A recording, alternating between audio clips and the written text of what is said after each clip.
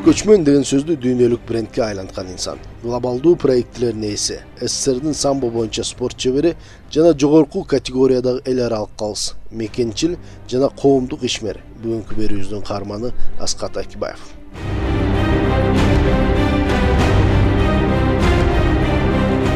Баягы чоң бир максаттарды койдум да.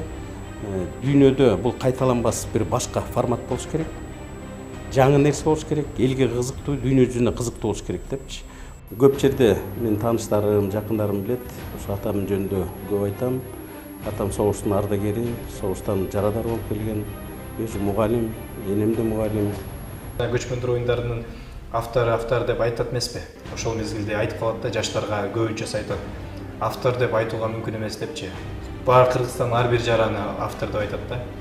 Көтөрүп чыгып, тамашалап мындайча айтканда кандайсың деген бир өзүнчө керемет мүнөз бар. Ал мүнөзгө чыдаган чыдайт.